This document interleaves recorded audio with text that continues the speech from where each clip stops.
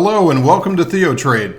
My name is Doc Severson and this is the Theo Night Report for Thursday, September 29th.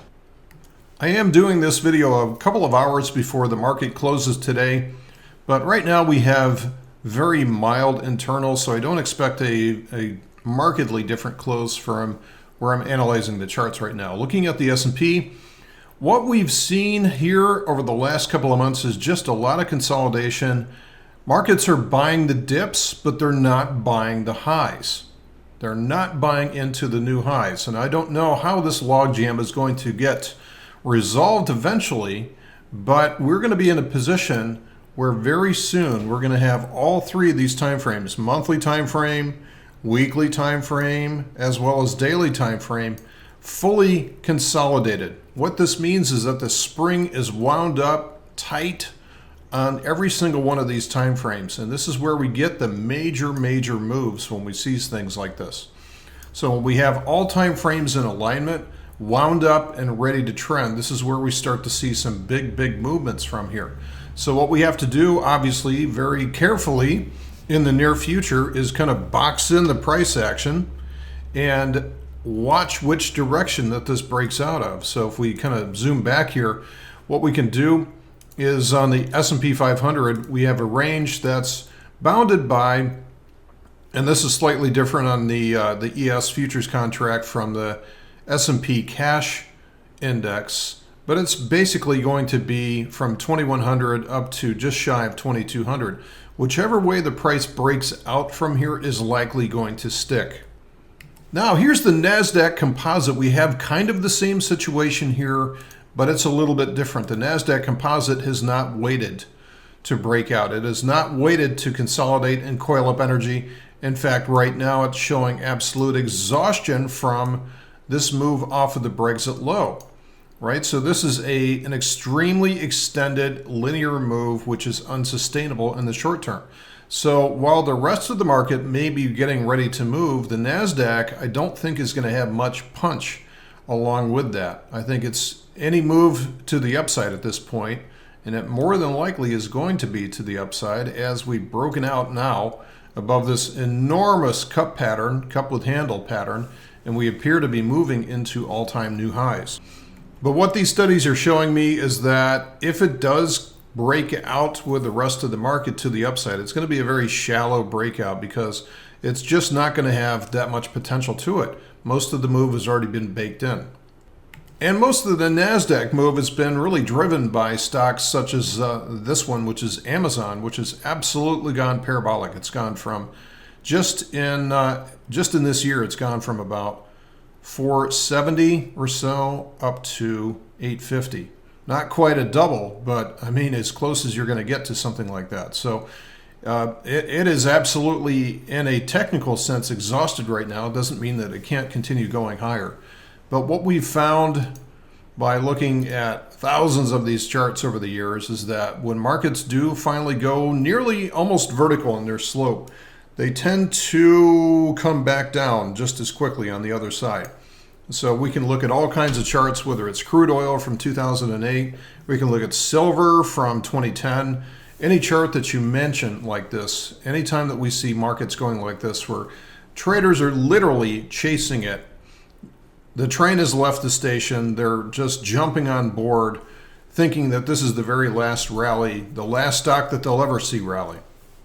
And as we say, usually that leads to kind of bad things down the road. It may not necessarily even change the trend on the monthly chart.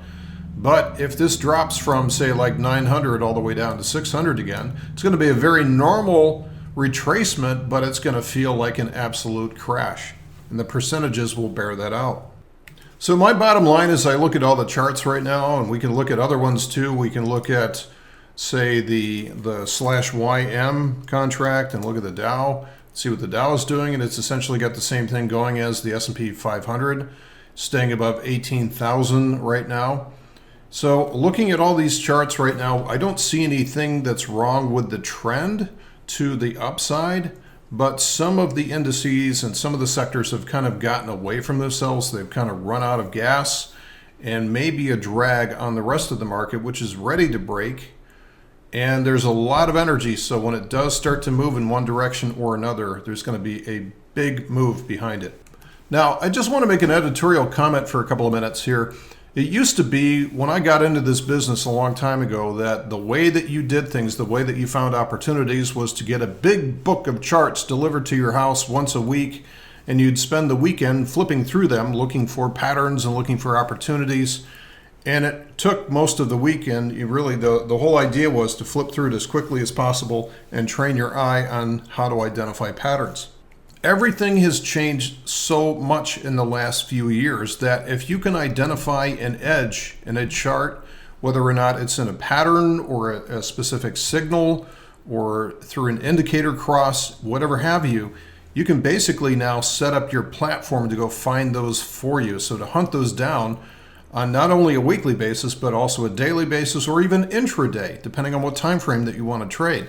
It's amazing what's available out there, and it's also amazing to me that most people don't know how to drive something like this. So once they identify what their framework is, what kind of signals that they're working for, the whole point here is to build a framework around that so that you're doing a lot less work and letting the machine do the work for you. And then you can use your brain to analyze the opportunity and see whether or not it's worth your capital.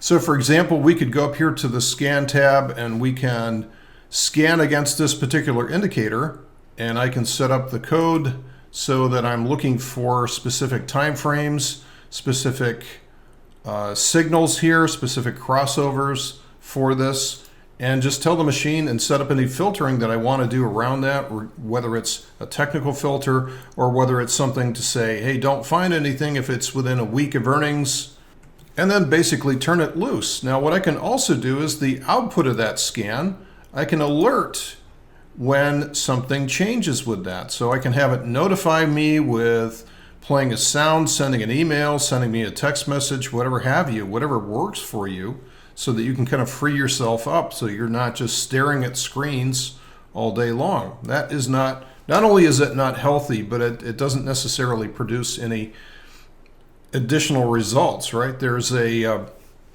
point of diminishing returns in terms of sitting there staring at the screen all day long. Then what I can do from there is I can set up a watch list and say, okay, for this particular watch list, sit there and look for the results of that particular scan. So not only can I be alerted of that, but it'll also pop up on a watch list, which I can bring over to the chart and then identify just by clicking onto a linked chart. So I can very rapidly identify opportunities, have them delivered to me, and then understand what I can do to take advantage of that condition, whether or not it's a bullish, bearish, or a neutral setup with options. So if this topic interests you, consider joining me this Saturday. I'm going to be giving a full 3-hour workshop through TheoTrade this Saturday from 10 a.m. to 1 p.m. Eastern Time here in the U.S., 9 a.m. to noon Central Time.